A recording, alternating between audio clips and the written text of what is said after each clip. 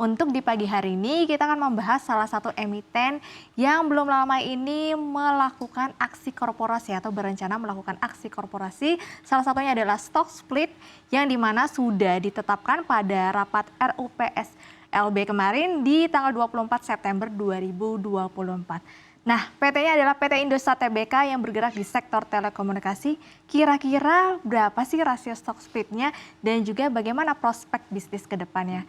Yuk kita bahas di slide di samping saya. Ya, kita ketahui untuk rasio stock split-nya sendiri atau SS-nya berada di rasio 1:4. Kita ketahui hingga perdagangan pagi hari ini harga saham dari Indosat atau ISA sendiri berada di level 10.200-an. Jadi nantinya ketika stock split 1:4 yaitu di mana nanti harga sahamnya menjadi sekitar Rp2.500 per lembar saham. Yang biasanya kita membeli satu lot sekitar Rp1 juta. Nanti setelah stock split akan menjadi sekitar 200 ribuan saja. Tentu saja memang untuk aksi korporasi tersebut untuk menunjang likuiditas dari perseroan, terutama untuk free float-nya sendiri. Kita ketahui juga memang ISA sudah masuk di indeks LQ45 dan juga memang secara likuiditas cukup baik. Dan juga pastinya untuk menyerbu pasar investor retail pastinya ya. Yang biasanya kita membeli satu lotnya 1 juta, tapi nanti setelah SS kita hanya membeli sekitar 200 ribuan saja untuk harga satu lot. Kemudian setelah pemecahan saham nantinya, saham ISA akan bertambah menjadi 32,25 miliar saham. Kemudian untuk modal ditempatkan dan disetor perseroan adalah sebesar 8 miliar saham atau setara dengan 827 miliar. Kemudian nantinya jika saat ini ISA di harga sekitar 10 ribuan seperti yang saya bilang, jika nanti stock split di 1:4, ya nantinya harga sahamnya hanya berkisar 250 ribuan atau sekitar 2.500 per lembar saham.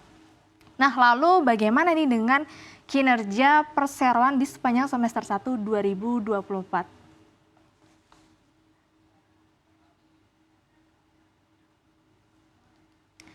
Ya, sebelum membahas secara kinerja keuangan, berikut adalah tanggal-tanggal efektifnya, yang dimana hari terakhir untuk nilai saham dengan nominal lama atau sekitar 10 ribuan yang saat ini itu akan berakhir pada esok hari tanggal 11 Oktober 2024. Kemudian pada minggu depan, hari Senin 14 Oktober 2024, sudah merupakan tanggal efektif pemecahan saham atau stock split-nya. Kemudian tanggal 16 Oktobernya baru tanggal dimulai perdagangan saham dengan nominal baru atau stock split sekitar harga 2.500-an. Berarti ya kalau dari harga sekarang, yang dimana nanti sudah berlaku di pasar negosiasi reguler dan juga tunai. Nah, lantas bagaimana nih dengan fundamental dari perseroan?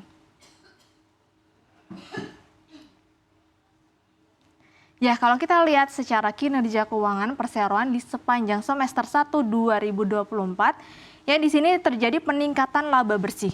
Jadi kalau kita lihat secara laba bersihnya, perseroan meningkat sekitar 43,3% di sini menjadi 2,73 triliun, yaitu dari sebelumnya sekitar 1,9 triliun rupiah dari periode yang sama tahun lalu. Kemudian kalau kita lihat memang secara peningkatan laba bersih didorong dari penjualan atau revenue yang juga meningkat, yaitu kalau kita lihat pada semester 1 2024, penjualannya meningkat menjadi 27,97 triliun dari sebelumnya di semester 1 2023 24,67 triliun. Jadi meningkat sekitar 13,4%. Di mana selain dari peningkatan revenue ataupun penjualan memang ada efisiensi beban-beban yang menunjang peningkatan laba bersih perseroan yang meningkat sekitar 43%. Jadi ada efisiensi terhadap beban keuangan yaitu yang ditekan sekitar 8,3% dan juga ada beban bunga yang mampu ditekan 7,5%.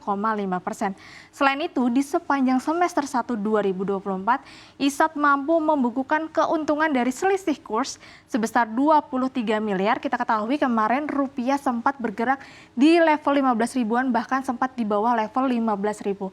Jadi salah satunya ini menguntungkan juga bagi Indosat sendiri.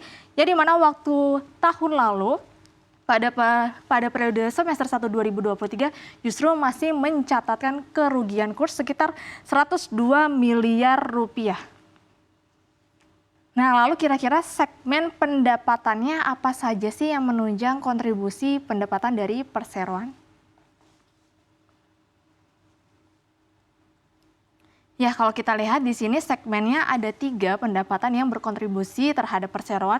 Ada net seluler, kemudian ada MIDI atau multimedia data internet, dan juga ada fixed telecommunication. Jadi kalau kita lihat secara pertumbuhannya, di sini memang cukup baik. Untuk net selulernya meningkat sebesar 11,4%, itu dari 21,17 triliun menjadi 23,6 triliun rupiah. Kemudian MIDI-nya juga meningkat signifikan yang mampu mendorong laba perseroan tumbuh sekitar 40%, yaitu dari multimedia data dan juga internet mampu meningkat sebesar 29,3%, atau dari 3 triliun menjadi 3,91 triliun rupiah. Namun untuk fixed telecommunication di sini memang ada sedikit penurunan, tapi hanya sedikit saja. Kalau kita tipis di minus 1,9%, dari 468 miliar menjadi 459 miliar rupiah. Tapi kalau secara konsolidasi, secara keseluruhan pendapatannya atau penjualannya masih meningkat 13,4%, dari 24,6 triliun menjadi 27,97 triliun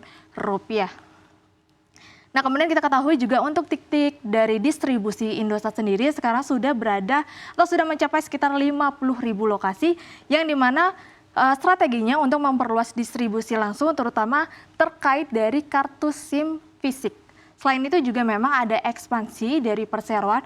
Ekspansinya adalah home broadband atau HBB, yang dimana juga Indosat sekarang masih fokus terhadap konsolidasi MNC Play, yang dimana tentunya untuk menunjang kinerja perseroan. Nah, lalu bagaimana dengan kinerja operasional dari Indosat? Ya, kalau kita melihat dari ARPU, biasanya di sisi telekomunikasi atau sektor telekomunikasi, biasanya kita bisa melihat secara kinerja dari operasional, itu dari ARPU-nya, atau biasanya yang disebut average revenue per user. Jadi kalau kita lihat di sepanjang semester 1, ARPU-nya di sini meningkat menjadi 38.400 dari sebelumnya sekitar 37.500. Kemudian kalau kita lihat secara akumulasi, ARPU-nya juga meningkat di semester 1 menjadi 37.900 atau naik sekitar 10,5% dari 34.300 di semester 1 2023.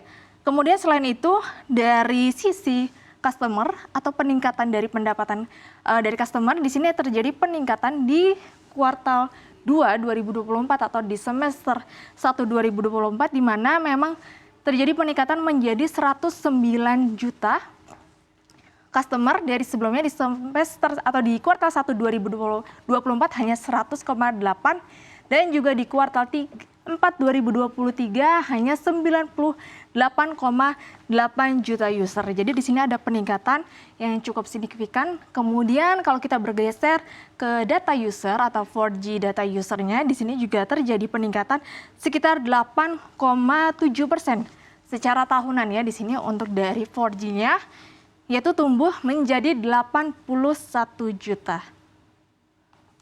Nah, selain itu kita juga bisa melihat dari data-data yang lain. Di sini ada smartphone user, ada smartphone penetration, kemudian juga dari data traffic. Jadi kalau kita lihat secara data trafficnya tumbuh sekitar 10,7% di sini ya. 10,7% secara year on year, yaitu menjadi sekitar 7.965 petabytes, yang dimana rata-rata penggunanya menggunakan data sekitar 14,6 gigabytes atau GB. Nah, kita juga bisa melihat nih valuasi dari harga saham Indosat saat ini. Ya, kalau kita lihat di sini harga yang sudah update ya di pagi hari ini, harga dari saham Indosat ada sekitar 10.200-an. Kalau kita hitung secara fair value-nya atau harga kewajarannya, Indosat itu masih berada di fair value 12.800. Yang menandakan bahwa harga sekarang masih murah atau under value karena harga wajarnya berada di level 12.800. Sehingga harga saham Indosat saat ini tergolong murah ataupun under value. Nah, kita juga bisa melihat secara charting nih, bagaimana sih secara major trend saham Indosat.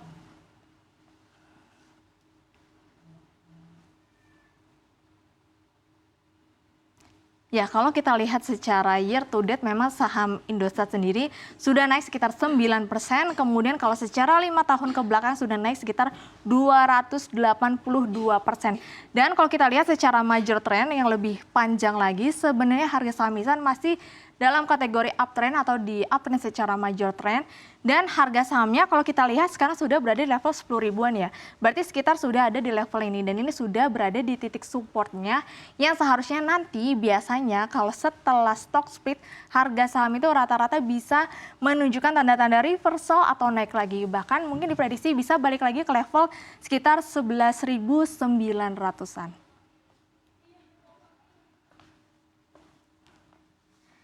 Ya, kita ketahui di mana saham Indosat saat ini memang memiliki prospek yang cukup baik.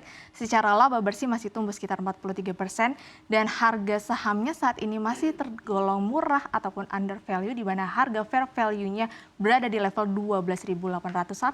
Dan kalau kita lihat secara charting atau pergerakan harga sahamnya, saham Indosat masih menunjukkan tren penguatan ataupun tren secara uptrend. Sehingga memang saat ini cukup menarik, tapi disclaimer on, balik lagi ke analisanya masing-masing.